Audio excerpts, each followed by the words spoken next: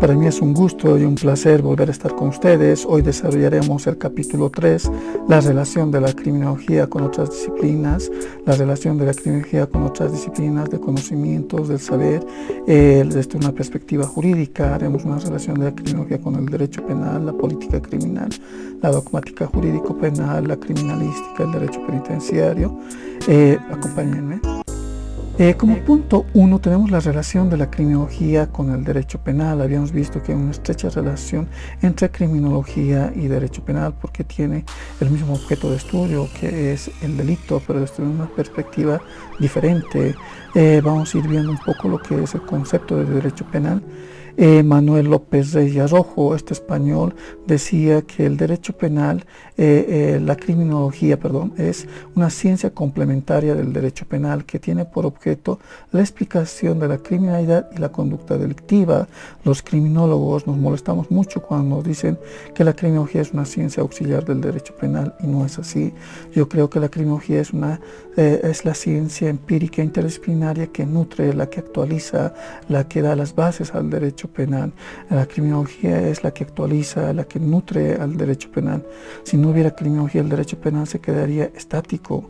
Viendo uno de los primeros conceptos que han aparecido de derecho penal, vamos a ver el concepto de este alemán, Franz von Liszt, que decía que el derecho penal era el conjunto de reglas jurídicas, que estas reglas jurídicas, estas normas emanaban del Estado, eran normas que eran fijadas por el Estado, donde se describían los delitos y las penas. Hoy en día esta definición de von Liszt es incompleta porque solo nos habla de delitos y penas, pero no nos habla sobre las medidas de seguridad.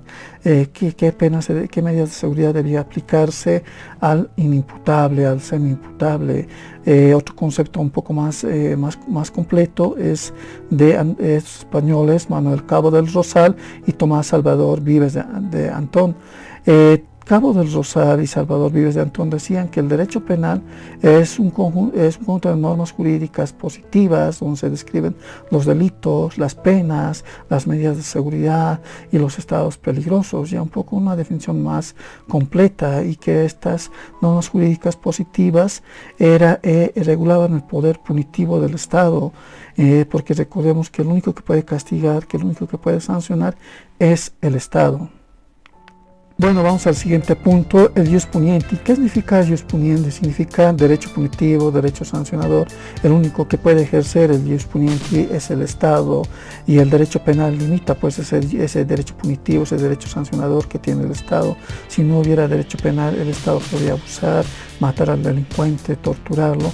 Entonces el derecho penal limita el poder punitivo que tiene el Estado para utilizar la violencia legítima. Ahora, pregunta, ¿cuál es el fundamento del Estado para incriminar y castigar determinadas conductas? Me explico. ¿Desde qué momento el Estado puede decir que matar a otra persona será sancionado con 30 o más años de privación de libertad? ¿Quién legitima al Estado para poder castigar y sancionar? Pregunta, ¿quién le da la legitimidad? Por supuesto, todas las actuaciones que realiza el sistema judicial deben interpretarse conforme a la constitución política del Estado y las normas vigentes. Es el Estado quien dice estos bienes jurídicos gozan de protección y estos bienes jurídicos no gozan de protección. Es el Estado quien categoriza y dice estos bienes jurídicos son supremos y van a gozar de protección y estos no van a gozar de protección.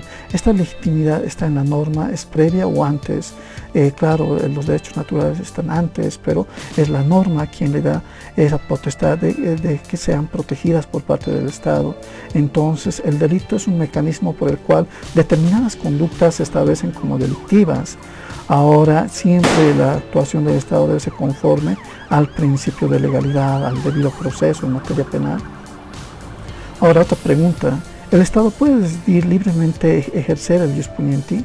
Habíamos visto en los conceptos de derecho penal que es una facultad subjetiva del Estado de ejercer el jus puniendi, y realmente será una facultad subjetiva, es decir, el Estado libremente puede decir ahora ejerzo y ahora no ejerzo. La subjetividad es el libre albedrío, la potestad que tiene alguien para decidir hacer una cosa o no hacer, y el Estado tendrá esa facultad de decidir voluntariamente ahora persigo un hecho delictivo, ahora no lo persigo. Y la respuesta, señores, es no. Al final no es un derecho subjetivo, es un derecho objetivo. El Estado tiene la obligación de perseguir y luchar contra la criminalidad legalidad y dar una sanción. ¿Y cuáles son los límites del jus puniendi? Pues es el principio de legalidad, el debido proceso, está el juez natural y sobre todo la presunción de inocencia. Una persona se considera inocente mientras no se demuestre su culpabilidad ante la autoridad de jurisdicción competente y tenga sentencia ejecutoriada. Mientras tanto se presume su inocencia, pero discúlpeme, ¿qué pasa en la realidad?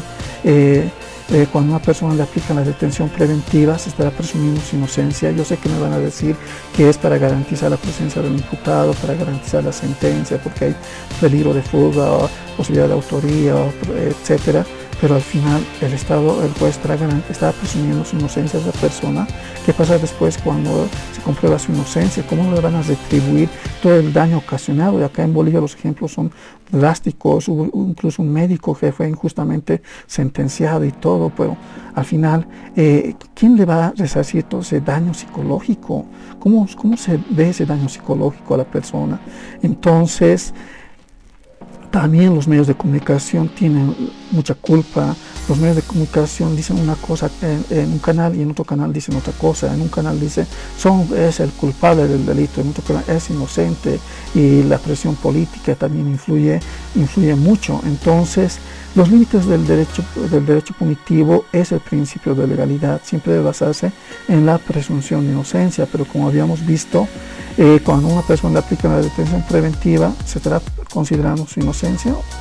Lastimosamente, pues acá en Bolivia se presume su culpabilidad hasta que se demuestre su inocencia, y es una realidad que se vive.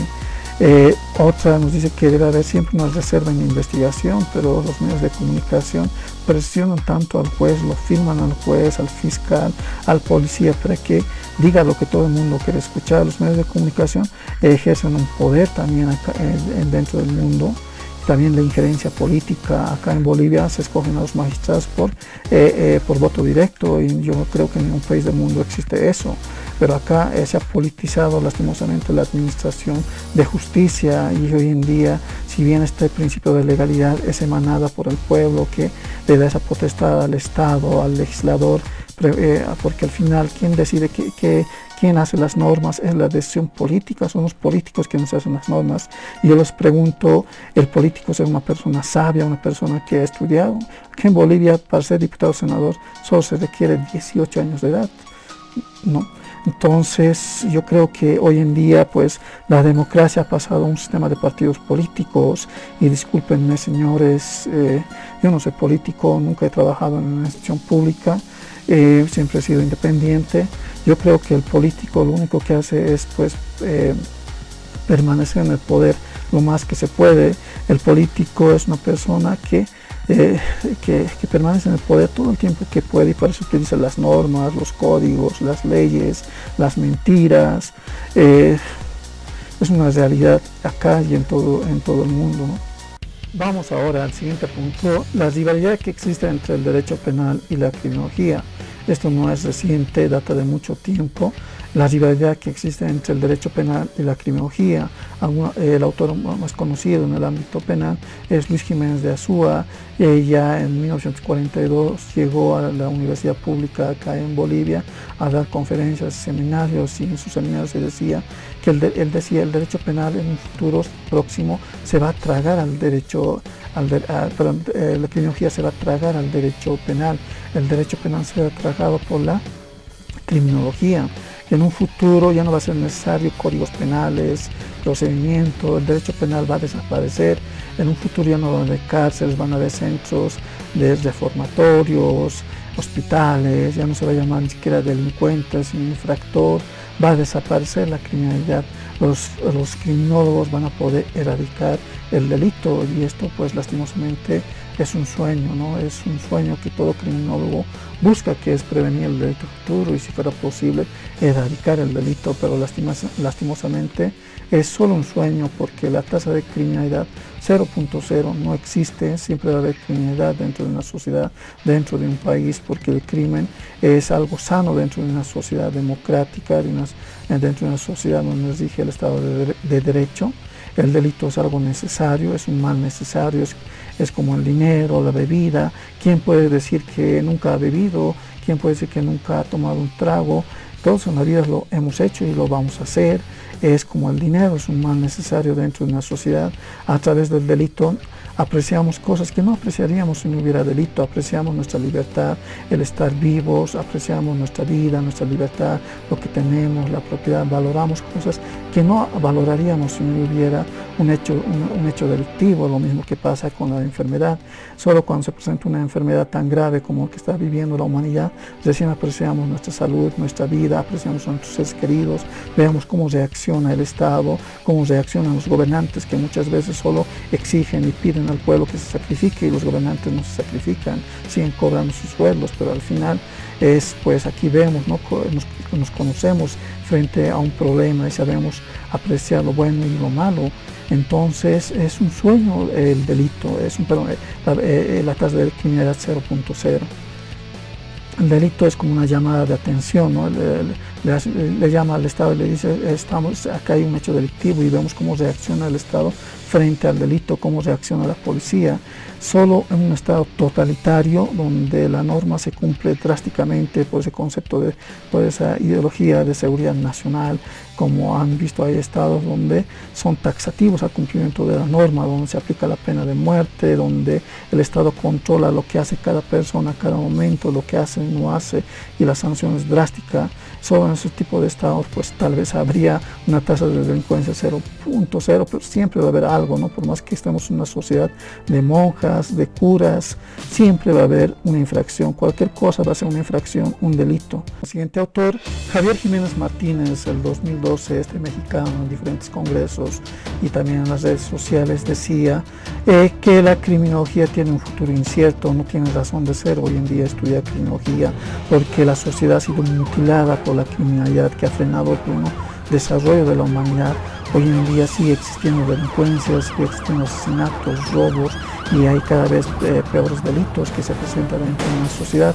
Y decía, pues, la criminología ha perdido sentido, porque todo el mundo sabe las causas del delito, todo el mundo sabe que es por el factor pobreza, por el factor de necesidad, por migración, porque el delito se comete en las grandes ciudades, por la oportunidad que se le presenta, porque quieren desafiar a las autoridades. Todo el mundo sabe las causas del delito, pero en la sociedad en la que vivimos sigue habiendo delincuencia, sigue habiendo robos, sigue habiendo asaltos, sigue habiendo muertes, y la criminología no ha hecho nada para impedir esto, porque a un señor de la criminología es el derecho penal, porque al único miedo que tiene el delincuente es al castigo, es a la sanción.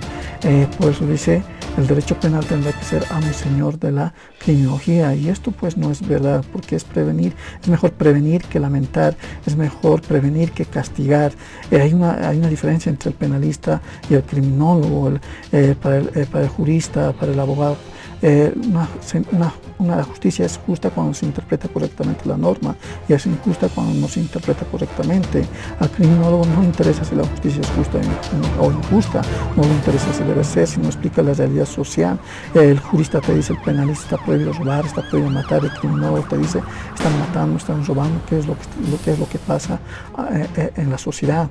Entonces, la criminología tiene un futuro brillante, y esto depende de los criminólogos, de que podamos difundir el conocimiento e investigación sobre la criminalidad y cómo poder prevenir ese delito. Entonces tiene un futuro brillante la criminología. Vamos al siguiente punto, la relación entre criminología y política criminal.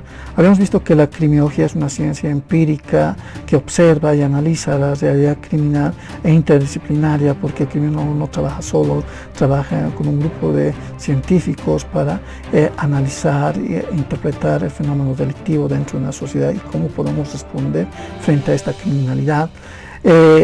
La criminología es la que orienta científicamente al legislador, al Estado, para que pueda aplicar determinadas políticas criminales, porque al final es el Estado quien va a decidir si esta política criminal se aplica o no se aplica dentro de una sociedad. Pero en la realidad que vivimos, muchas veces la decisión política no toma en cuenta a los profesionales. Y el derecho penal están ahí en la mano, y al medio está la política criminal. Algunos dicen que la política criminal es parte de la criminología, parte del derecho penal. Otros dicen es parte de la criminología, es parte de la sociología, desde la sociología. Otros dicen la política criminal sí o sí es pues parte de la ciencia política. Entonces vamos a ir al concepto. ¿Cómo se origina el concepto? Luis Jiménez de Azúa decía: es muy difícil saber quién utilizó por primera vez el término política criminal. Si la política criminal fue italiana, ya el sociólogo Enrique Ferri, en su obra Sociología Criminal, ya empezaba a hablar de políticas criminales, ya empezaba a hablar de teorías. Por eso Jiménez de Azúa dice: si la política criminal fue italiana, de origen se hizo alemana por adopción. Quien se cree que ha utilizado por primera vez el término política criminal es este alemán Cuvius Aelius Kleinschort en 1794, y también Feuerbach, quien lo ha teorizado, Juan Anselmo von Feuerbach. Pero quien lo ha universalizado y lo ha difundido es Franz von Liszt. Feuerbach decía: la política criminal es el arte legislativo, pero ha sido Franz von Liszt que crea una joven escuela llamada política criminal, en la cual dice: la política criminal es una ciencia de posibilidades.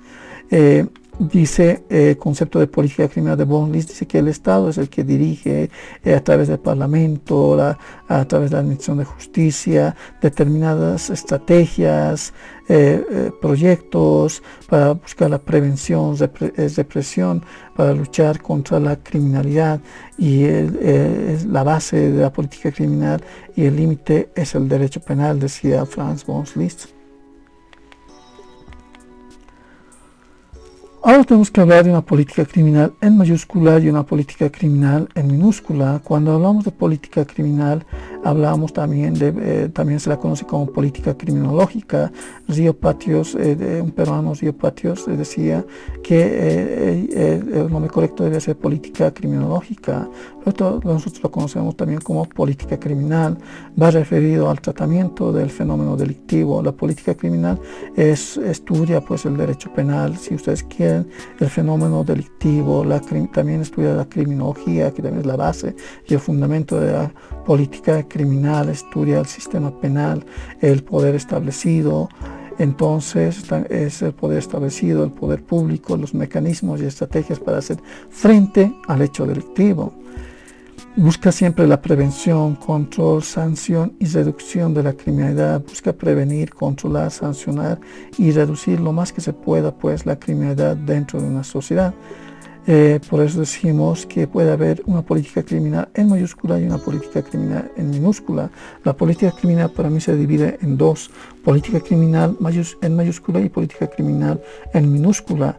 Cuando hablamos de política criminal en minúscula, hablamos de los poderes públicos, del poder establecido, que tienen que buscar los mejores mecanismos para hacer frente a la criminalidad, para prevenir y reaccionar frente al fenómeno delictivo, frente a la violencia, el abuso, determinados delitos que van surgiendo, y cómo puede prevenir el Estado a través del gobierno central y demás gobiernos departamentales, autonómicos, etc. Entonces, la política criminal en mayúscula, hablamos del poder establecido, de los poderes públicos que el Estado tiene para poder prevenir y reaccionar frente a la delincuencia. Y cuando hablamos de política criminal en mayúscula, hablamos de un sector del conocimiento, hablamos de personas expertas que teorizan, que analizan, critican qué política criminal es más conveniente aplicarla y cuál no es conveniente aplicarla. Son estrategias que utilizan los poderes públicos. Eso se le llama política criminal en mayúscula. Es la parte del sector de conocimiento, la parte teórica que tiene la política criminal. Son personas expertas que analizan, critican y evalúan qué política criminal se va a aplicar dentro de una sociedad y qué política criminal no es conveniente aplicarla dentro de una sociedad. Objeto de estudio de la política criminal. ¿Cuál es el objeto de estudio de la política criminal? Yo lo he dividido en cuatro. En primera, como hemos dicho, la política criminal estudia pues el fenómeno delictivo, el derecho penal, la base es la criminología, estudia las instituciones del Estado, el poder establecido y qué medios utiliza para poder reprimir y controlar la delincuencia dentro de una sociedad. En el punto 2 estudia también los sistemas de control social formal, porque acá no entran los sistemas de control social informal, porque son las instituciones del Estado quienes pueden aplicar determinadas políticas criminales. Por eso estudia, también se basa en los sistemas de control social informal, porque lo presentan instituciones del Estado, las políticas criminales, lo aplican, perdón, las instituciones del Estado. Tercero, en un principio la política criminal ha utilizado métodos represivos y se ha pensado que lo único que debía hacer la política criminal es castigar y sancionar determinadas conductas a través del derecho penal, identificando cuáles se merecen más castigo y otras no. Y esto no es verdad, porque también la política criminal tiene que prevenir la delincuencia. Cuatro, ¿se puede decir que la política criminal es una ciencia?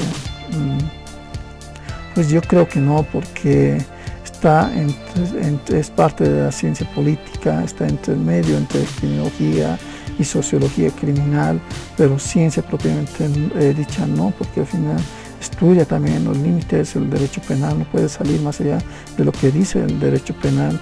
La política criminal no puede ser ciencia. No conozco muchos libros de política criminal. Hay un libro de Iñaki de Beira que habla de política criminal y sistema penal, y son las conclusiones que yo he podido sacar con esta diapositiva. Entonces yo creo que la política criminal todavía le falta mucho para ser ciencia.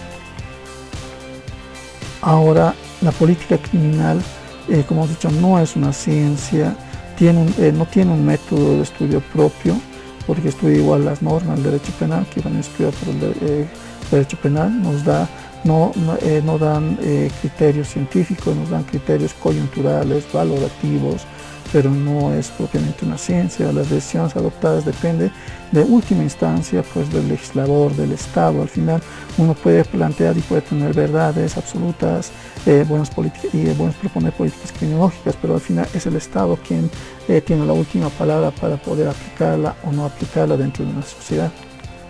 Ahora, como he dicho, la criminología es pues la base y el fundamento para mí de la política criminal, de la criminalística, de la victimología, del derecho penal. Es la criminología la que observa, analiza la realidad delictiva y orienta científicamente al legislador, al Estado, para que pueda aplicar determinadas políticas criminales dentro de una sociedad y reprimir la delincuencia lo más que se pueda dentro de una sociedad, reduciendo las oportunidades del delincuente. Entonces, mucho se habla de política también criminal internacional, esto por los conceptos y la ideología de la seguridad nacional, que el Estado debe luchar contra la criminalidad, ya que la criminalidad ha rebasado las fronteras. Ahora hay terrorismo, organizaciones criminales, trata y tráfico de personas, narcotráfico, y el Estado y el conjunto de estados dentro de la comunidad internacional deben tener una política criminal internacional.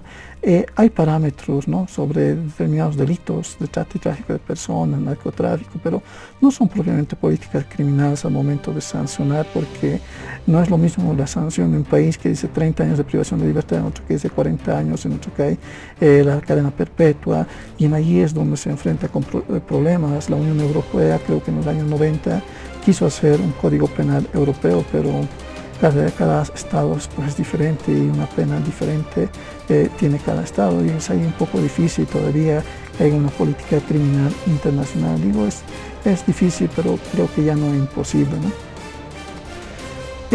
En otro punto vemos la política criminal en un estado totalitario y en un estado democrático. La política criminal en un estado democrático y en un estado totalitario hay mucha diferencia. En un estado totalitario se rige bajo el concepto de seguridad nacional, no se respetan los derechos fundamentales y las garantías jurisdiccionales. En Bolivia estábamos antes con estados dictatoriales, estábamos en gobiernos militares de facto, en la cual si no cumplías la norma tenías que andar con tu testamento en el brazo, y la norma era taxativa y se aplicaba y se eliminaba al delincuente porque se le consideraba pues un enemigo del Estado, de la sociedad.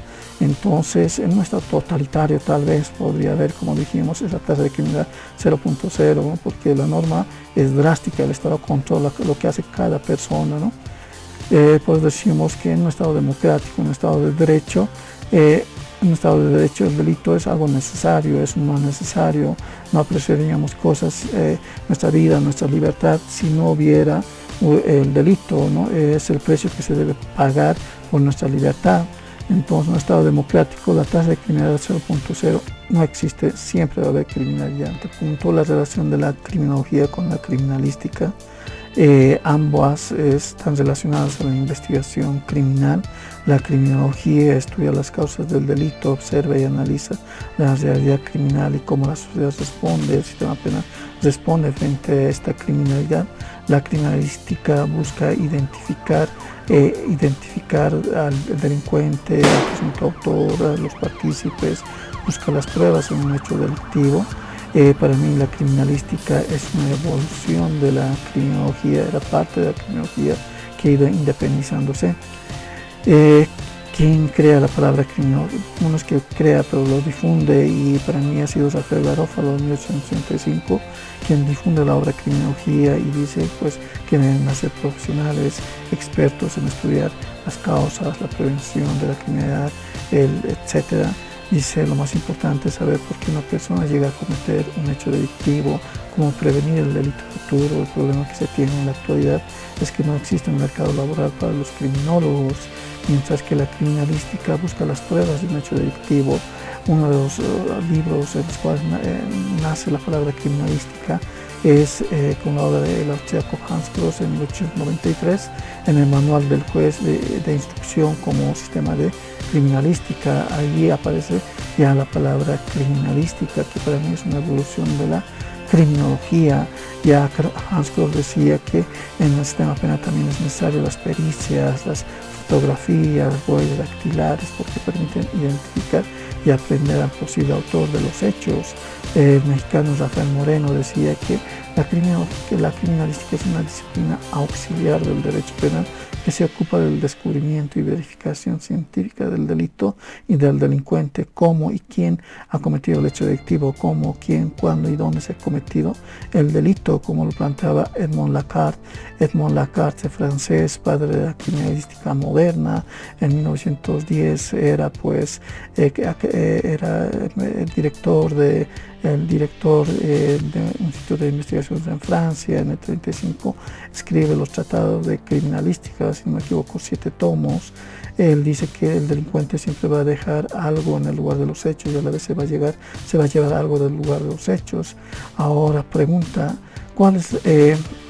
Yo digo, hay una estrecha relación entre criminología y criminalística, porque el criminólogo también está antes, durante y después del hecho delictivo, hace hipótesis criminales de lo que hubiera sucedido en el escenario del crimen. Esa hipótesis criminal debe llamarse hipótesis criminológicas, porque realmente es el criminólogo quien también, como criminalística, hacen esas hipótesis criminales, ¿no? Hay una relación, por eso en la investigación criminal, la criminología y la criminalística se combinan. Ahora, la criminalística, ¿qué debería ser el nombre correcto? ¿Criminalística o ciencia forense? En Francia latinoamericana se llama criminalística, en Estados Unidos, Reino Unido, Gran Bretaña, países anglosajones se llama ciencia forense. Esto lo saqué en el libro de Alain Bouquet, ¿no? Del 2012, en la cual me planteaba que hoy en día resulta conveniente como un término, decía, hoy ya no resulta conveniente como término genérico la palabra criminalística, lo que ya que cualquier rama del conocimiento puede volverse una ciencia forense, dice. Hoy el término correcto debería ser ciencia forense, y esto también se plasma en el Instituto Peruano de Criminalística en Perú, en la cual ella dice que tal vez debería ser el nombre correcto ciencia forense y no criminalística. Y hay países que están viendo cuál palabra debe ser la más correcta, la criminalística o la ciencia forense. La criminalística no engloba al conjunto de ciencias que sirven para la investigación criminal, y la ciencia forense ayuda mucho más a través del conocimiento de diferentes ciencias para esclarecer un hecho criminal. Entonces, pues hay una discusión, ¿no? Pero en Latinoamérica, como dije, se utiliza más la palabra criminalística. Ahora, ¿cuál es la relación entre criminología y el procedimiento penal y penitenciario? La policía, hay un dicho, ¿no? La policía prende a los delincuentes y son los jueces quienes los sueltan. Hoy en día el delincuente no tiene miedo de la administración de justicia, se conoce el Código Penal, el procedimiento penal. Hay una responsabilidad penal hoy en día de los adolescentes aquí en Bolivia. A partir de los 14 años tienen responsabilidad penal, muchos tienen antecedentes policiales, entran con detención preventiva, luego salen en libertad, vuelven a reincidir, porque son menores de edad, pues se aplica la norma más favorable y esto genera genera inseguridad dentro de una sociedad. Cuando la delincuencia no es controlada, como decía David Kennedy, genera pues mayor delincuencia dentro de una sociedad. Hoy en día en los jueces pues hay una sobrecarga procesal en la administración de justicia. Muchos jueces aplican mecánicamente el procedimiento como robots, también son seres humanos. Entonces hoy en día hay hacinamiento en las cárceles bolivianas. En el censo de la información del régimen penitenciario del 2017, un 76% está con detención preventiva y un 24% con sentencia condenatoria en Bolivia. Entonces está claro que hay hacinamiento y retardación de justicia acá en Bolivia. En caso de duda, dice que un juez debe aplicar la norma más favorable al imputado, lo que es el indubio pro reo, aplicar la norma más favorable al imputado. Pero ¿qué pasa cuando hay contradicción entre las pericias? ¿Qué pasa cuando el juez tiene dudas al momento de aplicar? Tiene que aplicar el indubio pro reo, y cuando al momento de sancionar, ejecutar una pena, tiene que aplicar muchas veces la sana crítica. Y acá las pericias deberían ser la base, el fundamento, la guía, la luz, el camino por los cuales los jueces debían guiarse al momento de aplicar una sentencia. Por eso sería muy necesario que exista la pericia criminológica dentro de la administración de justicia, para las medidas cautelares, al momento de dictar la sentencia, una salida alternativa. Sería muy necesario la pericia criminológica en Bolivia. Ahora, ¿qué instancias están encargadas de realizar estudios científicos, laboratoriales para la investigación de delitos por el Ministerio Público? En otros países existen 4 institutos de investigaciones forenses. Aquí en Bolivia solo existen 2, que está una representada por el Instituto de Investigaciones Forenses, dependiente del Ministerio Público, que se conoce como IDIF, y está el Instituto de Investigaciones Técnico-Científicas de la Universidad Policial Mariscal Antonio de José de Sucre, IPCUP. Una es dependiente del Ministerio Público, la otra es dependiente de la Universidad Policial. El Instituto de Investigaciones Forenses dice que perito es una persona, un tercero imparcial, que tiene un conocimiento especializado en la ciencia, técnica, arte. No necesariamente es una persona que tenga un título profesional, tiene que tener conocimiento, una persona con idoneidad manifiesta. Nos habla acá en el IF de dictámenes periciales, y en el IPCU nos habla de dictamen pericial e informe técnico pericial, ¿no? Hay una pequeña ya diferencia dentro de lo que es el dictamen, en la cual hay una certeza de que si esto corresponde o no corresponde, falso o verdadero. El informe técnico es más descriptivo, más de observación. Entonces todavía en Bolivia no existe, tanto en el IDIF como en el IPCUP, una pericia en criminología, que sería muy interesante, ¿no? Entonces, ante la imposibilidad técnica, nos dice el Código de Procedimiento Penal, perdón, esto ya ha cambiado, ¿no? Antes decía que ante la imposibilidad técnica se acude al IPCUP, pero ahora gozan del mismo rango. No existe, lastimosamente, en Bolivia un manual que regule pues la labor pericial en Bolivia. Están regidos bajo el Código de Procedimiento Penal, pero sería muy necesario que existan manuales propios de ambas instituciones que puedan decir lo que hace un perito o qué se requiere para tener un título de perito o ser experto en ciencia, arte, etcétera, ¿no? Entonces, bueno, con esto terminamos. Muchas gracias. Les pido que me sigan acompañando en próximos videos. Gracias, hasta luego.